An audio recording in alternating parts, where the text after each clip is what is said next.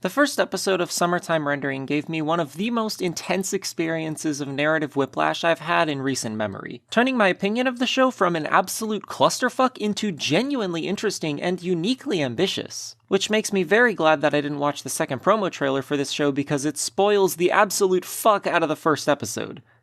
Just like I'm about to do. The overwhelming impression I had throughout episode 1 was that Summertime Rendering had no idea what it wanted to be due to the extreme shifts in tone it made me experience. Opening on a trippy, glitchy, dreamlike sequence wherein Shinpei, our main character, witnesses what seems to be the spirit of his dead friend Ushio saying goodbye to him. Cut immediately to him waking up accidentally throwing his face into the breasts of a woman sitting right across the table from him. Follow that up with Shinpei narrating about his situation arriving on the island containing confirmation that he is here for Ushio's funeral, and it's here where we meet Mio, Ushio's younger sister, in the form of her flashing her panties to Shinpei and the audience. At the time, I considered this to be the worst possible foot to be getting off on for what appeared to be a sort of melodramatic exploration of these characters' relationships with Ushio and the process of them grieving, and I still don't think that it was a smart move, but we'll put a big blue and white striped pin in that for later. Contributing to the bizarre and distracting shifts in tone were the radical mood swings this show's characters experience. During the funeral, we cut from So falling apart at the seams over guilt that he didn't do more to save Ushio to him calmly observing Shiori, the girl who Ushio supposedly tried to save from drowning before drowning herself. Back at her house, Mio goes from calm to suddenly breaking down in tears, realizing that she'll never be able to see her sister again, to manically cursing out who she believes is Ushio's murderer, back to completely collecting herself as if nothing was wrong in the first place. All in the span of 1 minute. After being told about the shadow sickness from an old man he and Mio have never met before, Shinpei goes from understandably hesitant curiosity to extremely confrontational with Mio when she recalls seeing a doppelganger of Ushio soon before she died, before also collecting himself within seconds and shifting to comforting Mio, who is extremely distraught at the moment. Not to mention that there's just so many characters in this episode that get introduced and so many events that take place that all feel weirdly disconnected from one another. Frankly, the whole thing just seemed like an unfocused mess. Until the very last scene. Mio's doppelganger showing up and killing Mio, Shinpei, and Hizuru, the woman from the beginning of the episode, not only serves as the first scene in the entire show that single-handedly earns the presentational intensity that it's given, due to it being essentially the confirmation that foul play was at hand with Ushio's death, and because it reintroduces us to Hizuru as a much more integral role to the story than when we first met her.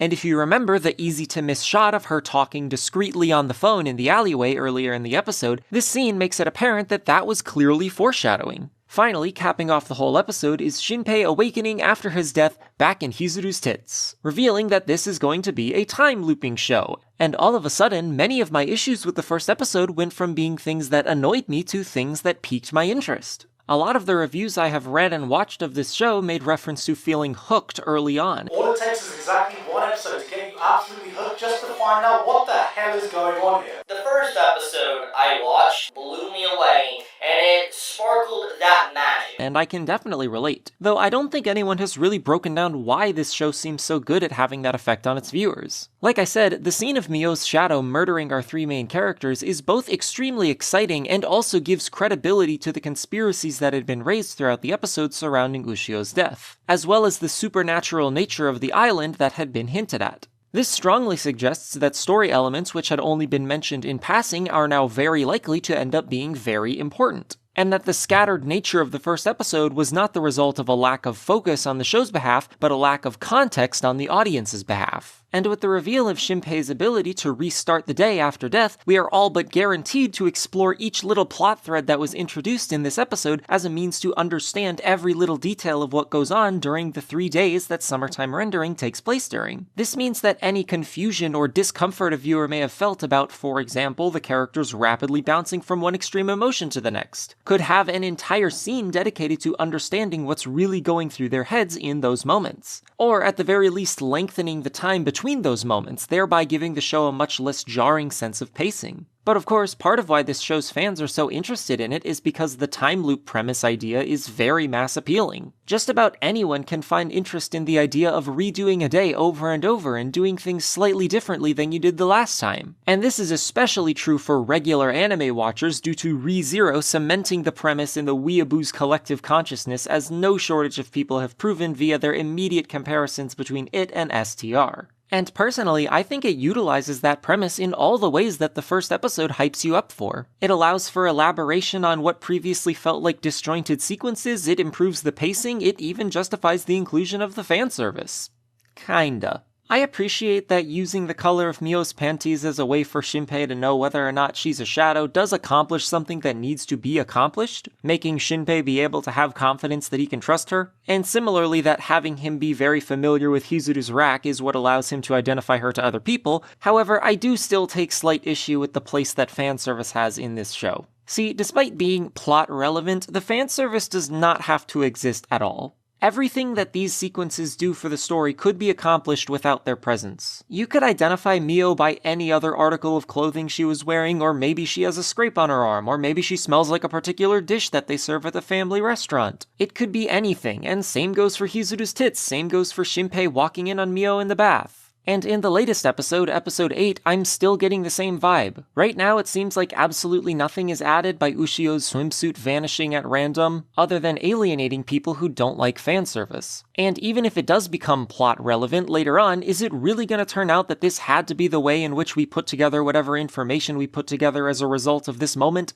I doubt it. And the thing is, I'm not one of these people who is regularly bothered by fan service. I think that just like any other trope in storytelling, when used appropriately, it makes the show it's a part of better. And I also think there are more uses that sex and intentionally sexy content can have for a story than titillation. Last year saw the airing of Sonny Boy, a show that contained a woman who is very well endowed, which the show draws attention to. But the reason it does that is because her having massive bazongas contributes to the themes of the show in a way that is most compellingly communicated through the presence of her having big tits. No, I am not kidding, I could honestly write an entire video about it. It's one of the many examples for why Sonny Boy is incredible. Please go watch it. When fan service is used inappropriately, however, it makes the show it's a part of worse, and in my opinion, Summertime Rendering is an example of this. Based on what most reviewers and community members are saying about this show, as well as my own perspective, it seems to me that the primary appeal of Summertime Rendering is unraveling the dramatic mystery of how the shadows work, why they're going to kill everyone on the island, and how Shinpei could possibly stop that from happening. And I think that the fan service does not at all contribute towards that appeal. I get the strong impression that if, like Ushio's swimsuit, the fan service completely vanished without warning, no one who's currently watching this show would drop it. And what do you know, fan service was consistently considered the most divisive element of the show by those reviews. Within the first 5 minutes, he sexually harasses some lady and stares at his little sister Mio's panties, so you can already tell the show will be a wholesome, family-friendly experience. Then add a little bit of the fan service right there, so you're going to find some of that in here.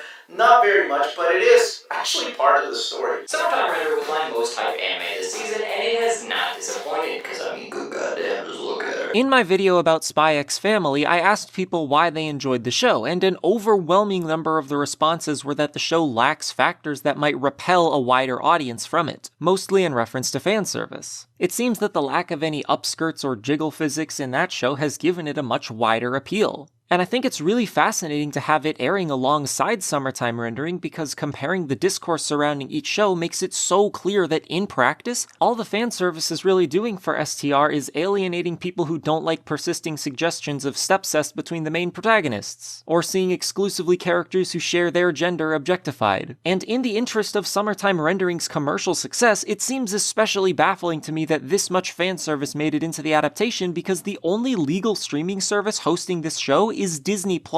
And I don't mean it's a bad idea to include it because kids are watching Disney+. Summertime Rendering is not for kids anyway. It has a lot of violence, and frankly, it actually demands more of the viewer's attention than most anime, since every scene there is at least some piece of information that is important to remember for later on. The reason it's a bad move is because the demographic of people who use Disney Plus is not the same demographic as that which uses Funimation. In other words, Disney Plus users are probably not the type of people who have been desensitized to most fan service in anime. I'm not sure if this is an issue with the producers of Summertime Rendering not being familiar with Disney Plus, or one with Disney not paying attention to or caring about the anime they're putting on the platform, though if I had to bet on one of the two, I'd go with the latter. Apparently, when Disney was first getting their batch of anime this season on the Disney Plus platform, they added 4 episodes of Black Rock Shooter Dawnfall all at once to catch up with the 4 episodes that were already out in Japan, but didn't do anything to catch up with Summertime Rendering, thus causing the English release of the show to be 3 weeks behind the Japanese airing. I don't know if Disney has caught up since they got Summertime Rendering on Disney Plus, but either way, this speaks volumes about how little they seem to care about getting this show in front of people's eyes. And I guess I can't blame them too much since their audience would probably not be too crazy about it. It's just disappointing to see this show be held back due to its licensing situation because I think it's clearly capable of garnering much more popularity than what it currently has. For all the criticism I have of the poor choices I think they made regarding supposed audience gratification, I do not think that those choices were careless or thoughtless,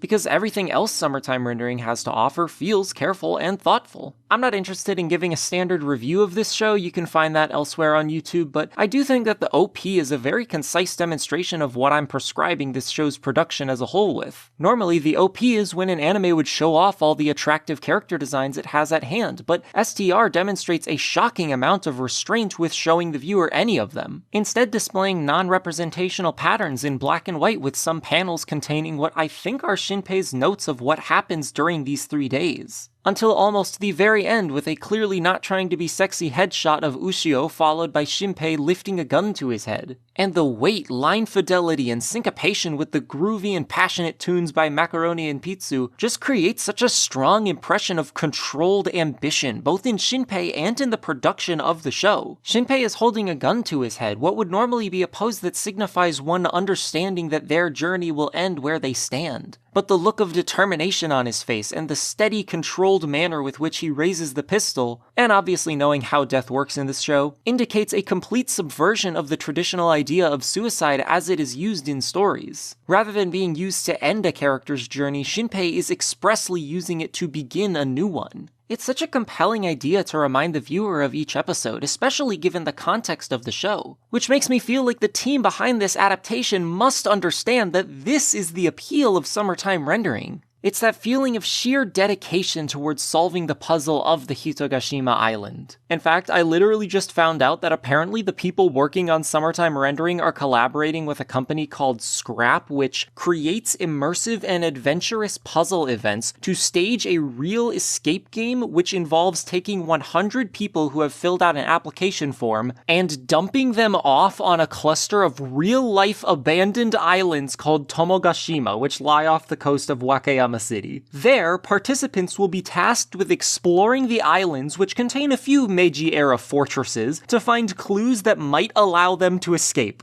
This is a real event that they've set up. It's happening on July 22nd. Honestly, I just felt like it'd be a sin not to spread the word about this because it's fucking awesome, but it does also support my belief that the people behind this show seem to understand why it has its hooks in the viewers that it does. And with 25 episodes to cover 139 chapters of source material, I can only hope that they keep their eyes on the prize. Let me know what you think of the general reaction towards Summertime Rendering and your thoughts on the adaptation itself down in the comments. You can support what I do on Patreon, and thanks for watching. I'll see you in the next one.